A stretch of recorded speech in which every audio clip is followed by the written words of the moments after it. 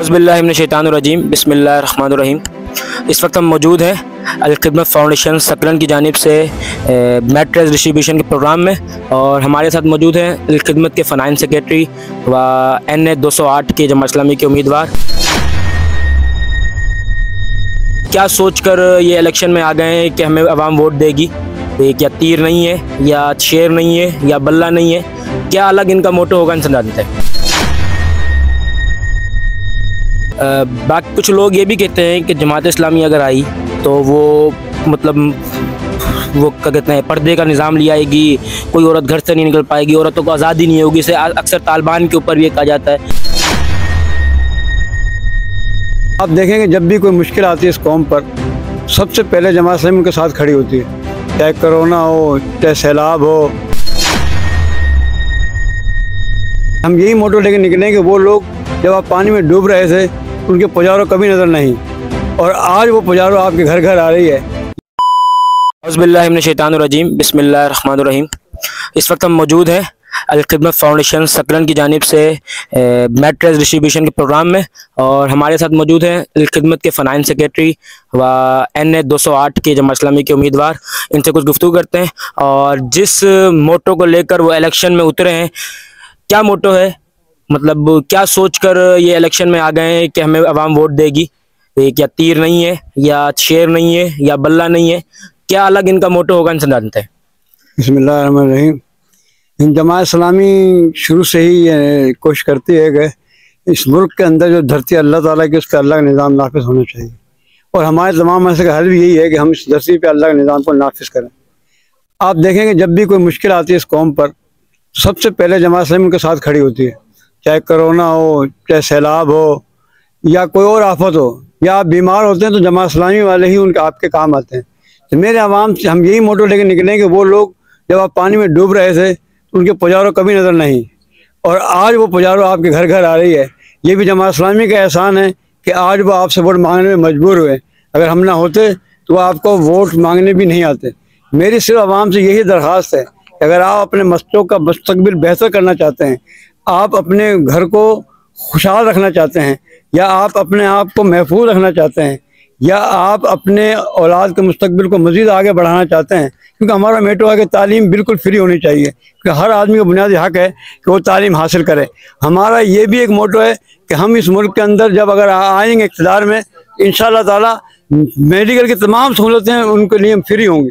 इसके अलावा हम हर वो निज़ाम ला के रखेंगे कि आप ये देखो, हमारे यहाँ मंसूर में ये भी है कि वो लोग जो बूढ़े हैं, गवर्नमेंट मुलाजिम तो नहीं है, लेकिन बूढ़ा हो गया, अब उसको क्या है, औलाद पूछती नहीं है, तो जमात इस्लामी उनको इंशाअल्लाह ताला और अलाउंस देगी, चाहे वो मुलाजिम हो या ना हो। लेकिन जमात इस्लामी के पूरी तरह से एक मेडिकल का, एक खैर ज़कात का, एक सनत का, एक ज़राअत का, हर एक का हमारे पास बेहतरीन वो लोग मौजूद हैं। हम बगैर वसाइल के भी लाखों रुपए, करोड़ों अरबों रुपए का काम करते हैं।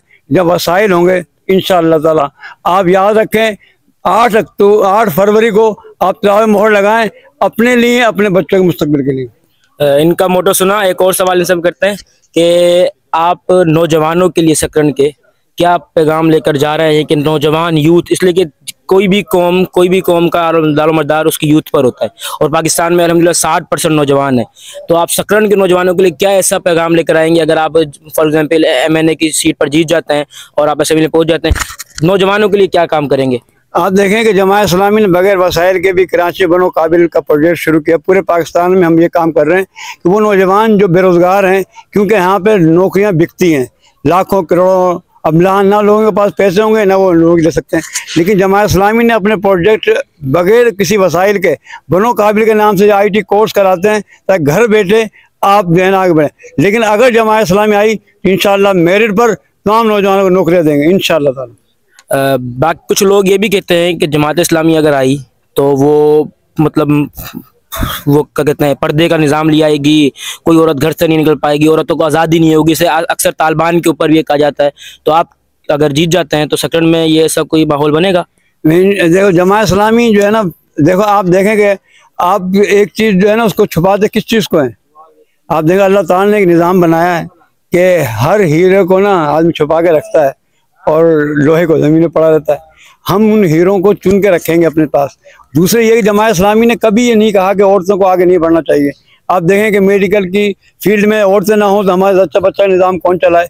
जमात इस्लामी ने हमेशा औरतों को अवलियत दी है, क्योंकि मेरे इस्लाम ने ये कहा है कि बेटी नेमत है, तो फिर हम कैसे उस नेमत को ठुकरा सकते हैं। जमात इस्लामी ने कभी भी नहीं किया। आज भी जो है जमात इस्लामी बनो काबिल के अंदर तालिबात के लिए बेहतरीन प्रोजेक्ट चलाया हमने, और दुनिया ये जानती है कि जमात इस्लामी ने इस वक्त भी जो है ना बहुत सारी ख़वातीन को MNA MPs की सीटों पर खड़ा किया है, और इस बात को रद्द किया है कि जमात इस्लामी जो इनके खिलाफ।